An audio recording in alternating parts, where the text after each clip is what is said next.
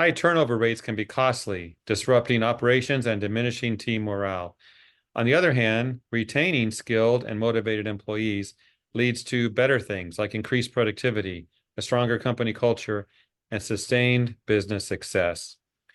With this in mind, today we're going to analyze the topic of managing employee turnover and staff retention. And to do this, I welcome Jeff Carman, the Director of Business Development with France Building Services and a consultant with Elite Business Coaching.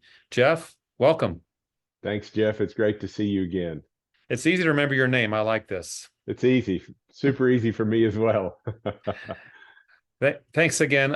And what a topic we're going to talk about. And here's why I think this is going to be a good one, or maybe different for me. I never thought of managing this. I thought of eliminating it. Right. Yet that probably is not a reasonable expectation. We're always going to have this issue of turnover and all the things that come with that. Can you speak to that a bit?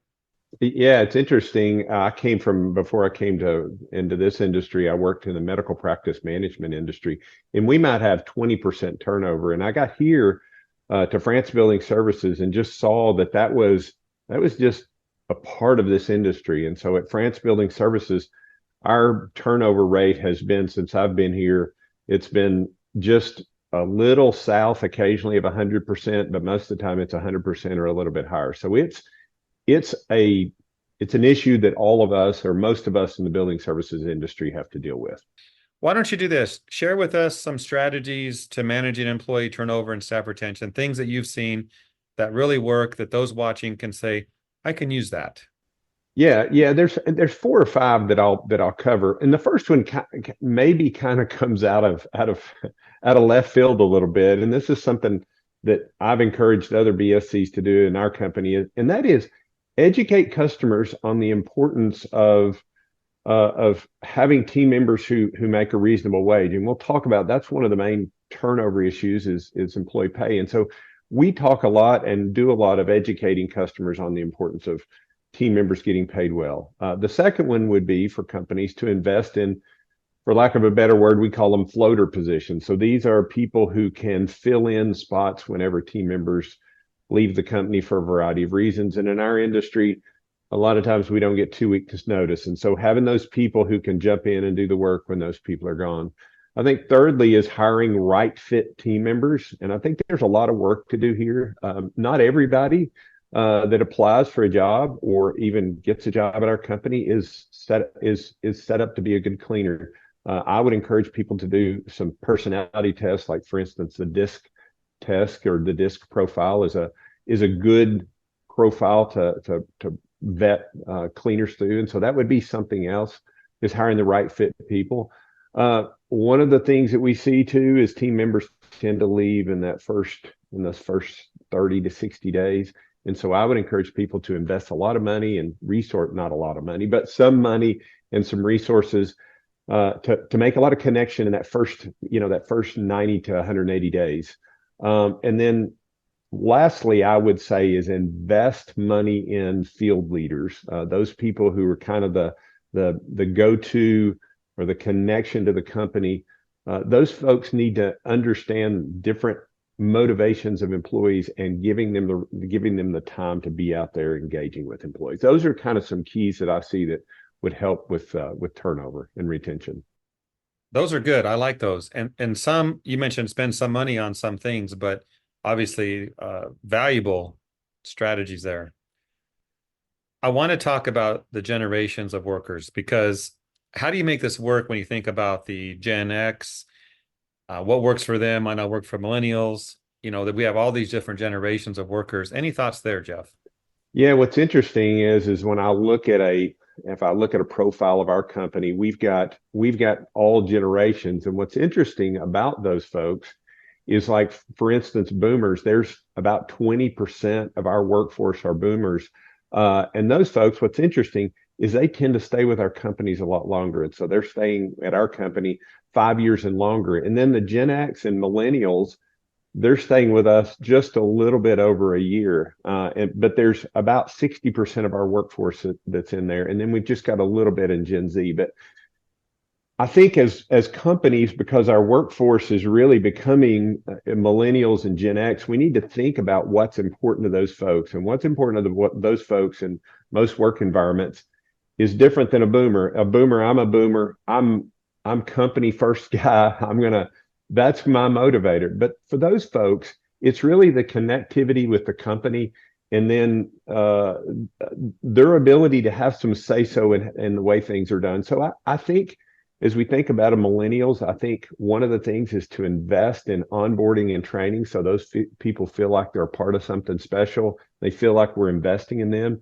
I think investing in connectivity, whether that's a newsletter or making sure that the field managers are out there investing time in those folks. And then also, I think these folks look for us to seek their input on how we can do things better, how we can do things more efficient. So that those two groups of folks, I think that's where we need to invest in those things. You mentioned you're a boomer. You know, I missed it by 1 year. Yeah. Well, I just got a hint under the bar. According to what I see, I was born a year after the boomer generation ended and the Gen X Yeah. started. So I think I'm a Gen X. Yeah. Yeah. So Yeah.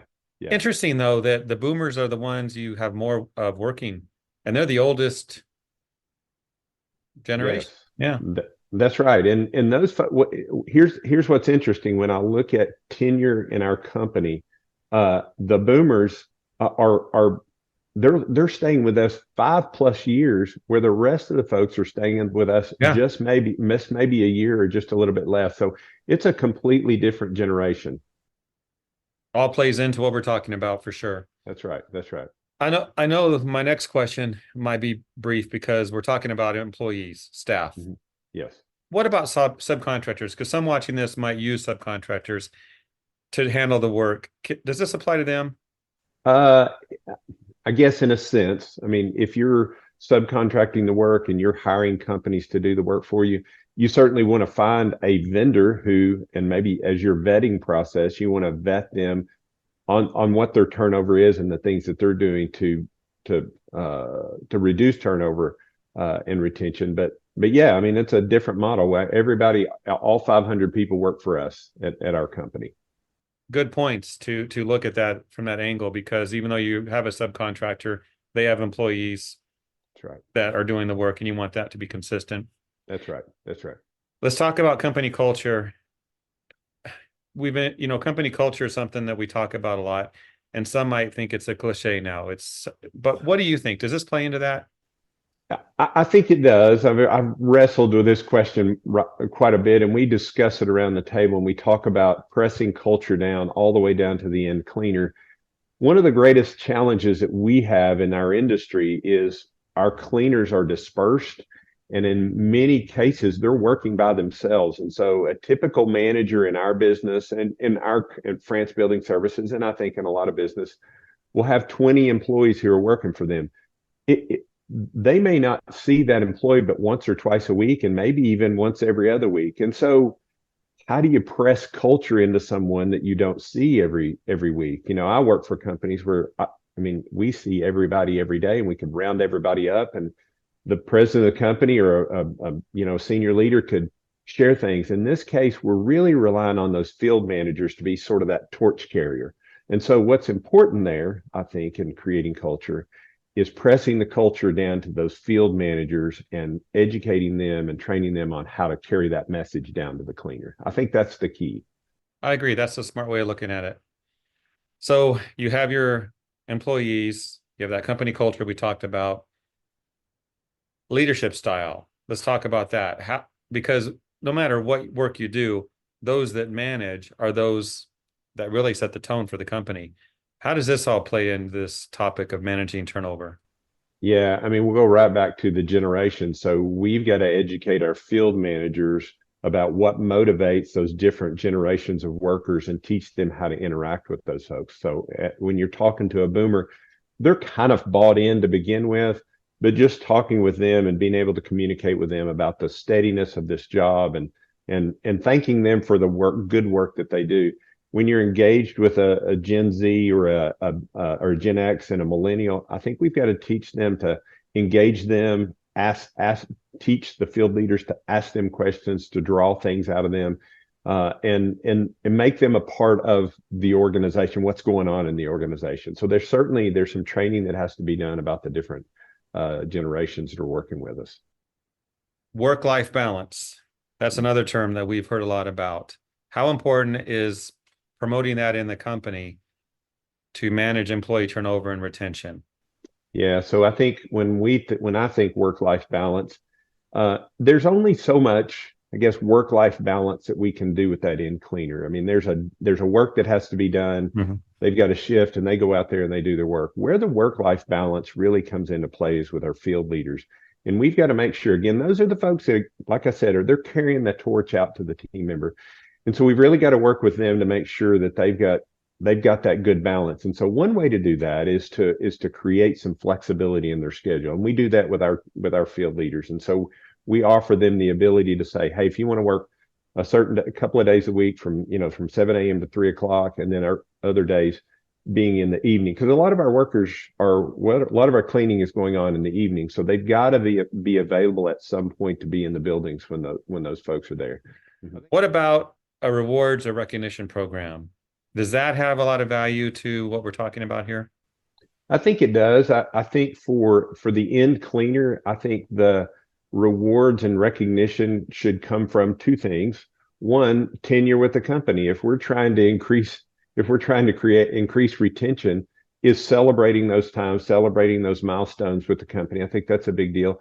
And then also, it's important for us as companies to survey our customers and get feedback, and then pass that feedback along to the cleaners. I think that's where the reward and recognition comes along there. And then for the field managers, I would come back to creating compensation that's centered around, or at least part of the compensation or the extra compensation is based on how well they're doing keeping their team in a cohesive manner.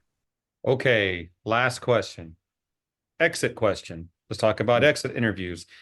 No matter what we do, people do leave.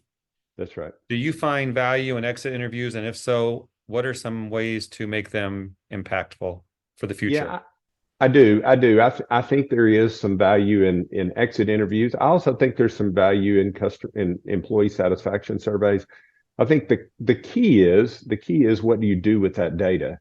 If it's just asking for asking's sake, then it's not really worth asking. But if what you're doing is you're gathering feedback, and you can use that feedback to help you as a company make decisions. So, for instance, a lot of the feedback we get in exit interviews, there's two main pieces. I wanted more pay, and there's not a lot we can do about that. But secondly, what we get is and I'll paraphrase, I didn't have a really good relationship with our manager. And so when we get that feedback from an exit interview, it's important to go back to the manager, coach them how to interact with their team members in a better way to increase retention.